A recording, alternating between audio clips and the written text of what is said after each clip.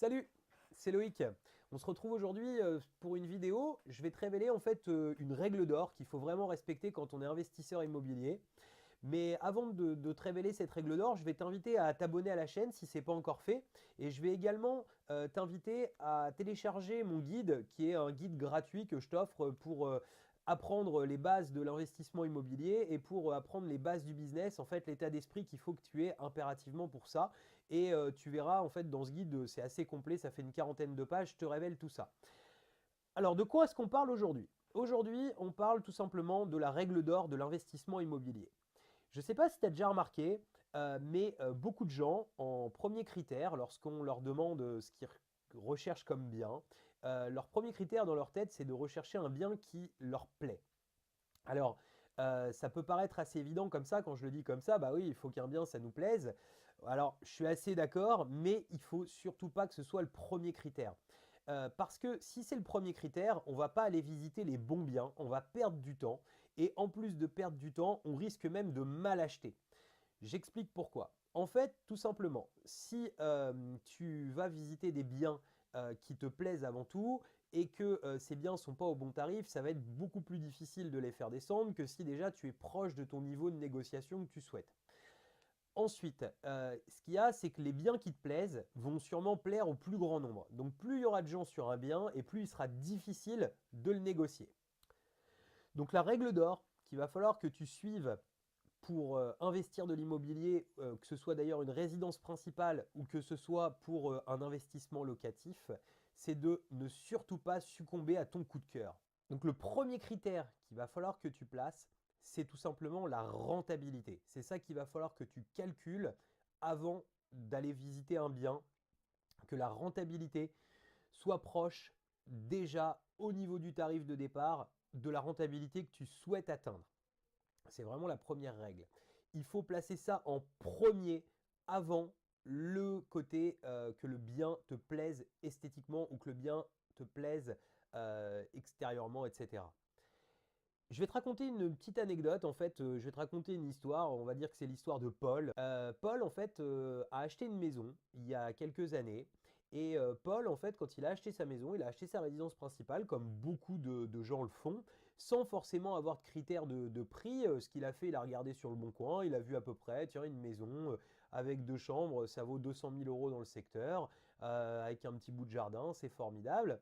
Et Paul a visité comme ça, il a visité 3 biens. Il a visité 3 biens à des tarifs différents qui étaient proches de ce qu'il avait vu, ce qui lui semblait logique.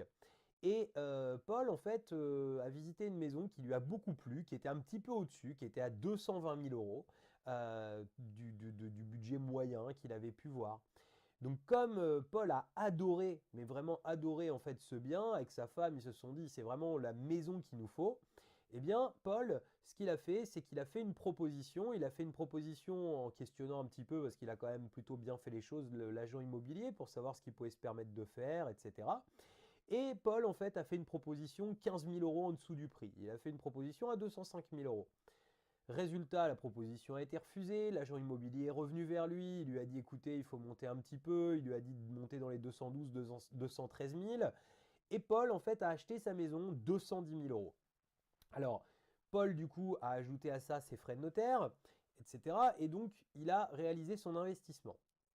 Au bout de 3 ans, Paul souhaite se séparer avec sa femme, ça arrive régulièrement.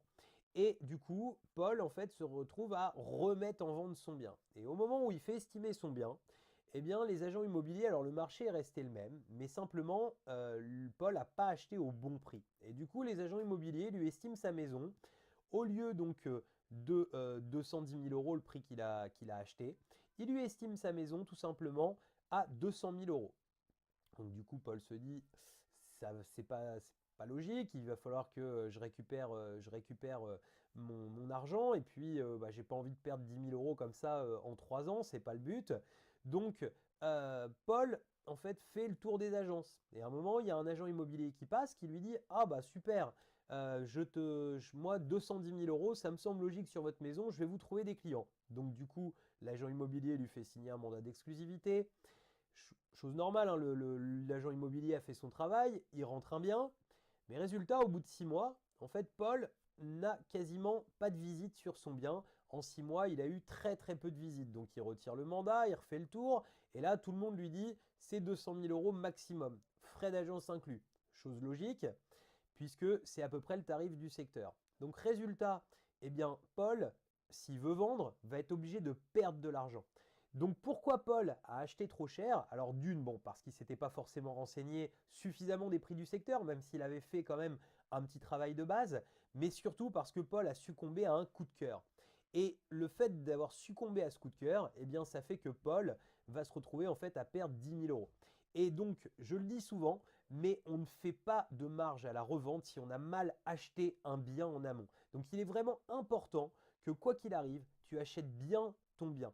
Et la première chose, donc je l'ai déjà dit dans la vidéo, mais je le redis, le premier critère que tu dois placer pour respecter cette règle d'or de ne jamais succomber au coup de cœur, eh bien la première règle, c'est tout simplement de placer le critère de la rentabilité.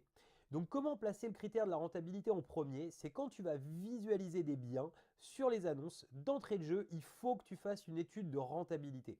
Alors il y a une règle toute simple que je vais te donner, ça va être la deuxième règle d'ailleurs, je vais t'en donner deux et pas une seule dans cette vidéo. Eh bien, c'est que tu vas pouvoir faire un calcul rapide pour donner une idée si le bien vaut un peu le coup ou pas d'être visité.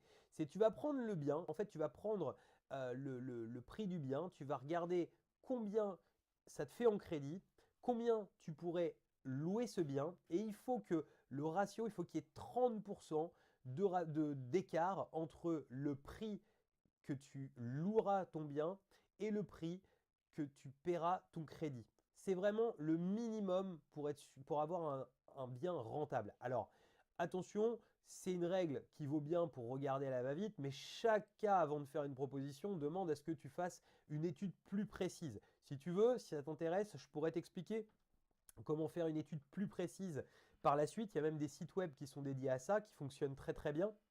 Mais en tout cas, c'est une règle de calcul rapide. Je vais te donner l'exemple.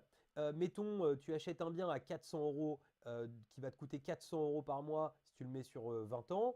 Donc 20 ans en règle générale, c'est la bonne durée pour acheter un bien pour le mettre en location. C'est la durée qui est souvent la durée reine en fait pour les investisseurs immobiliers parce que du 25 c'est trop long et les banques de toute façon ne te l'acceptent pas et tu te mets à multiplier vraiment les intérêts. Et 15 ça fait un peu court. Sur 20 ans, tu as un meilleur cash flow et comme de toute façon ton but c'est plutôt que quelqu'un paye pour toi ton crédit, c'est-à-dire la personne que tu vas mettre dans ton bien, eh bien 20 ans c'est très bien.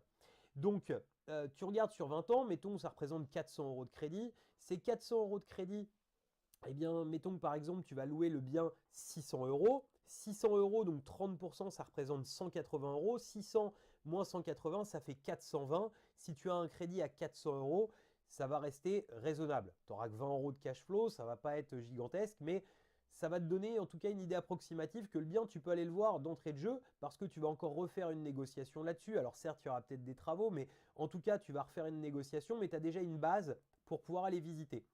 Si, comment dire, si tu te retrouves avec crédit de 600, loyer de 600, c'est même pas la peine d'aller visiter parce qu'il va falloir que tu aies une négociation qui soit beaucoup trop importante. Après, cas exceptionnel, ça peut arriver hein, de tomber sur un bien sur lequel tu peux dégringoler 60 ou 70% du prix, mais c'est quand même plutôt rare d'avoir ce genre d'affaires sous les yeux. Et je te conseille de commencer par trouver des biens qui soient proches de la rentabilité que tu souhaites atteindre. Ça te permettra de pouvoir négocier plus facilement, surtout au début si tu n'es pas encore aguerri à la négociation, ça te permettra de t'y mettre. Mais ça, je t'expliquerai un petit peu les techniques pour négocier facilement et pour y aller comme il faut.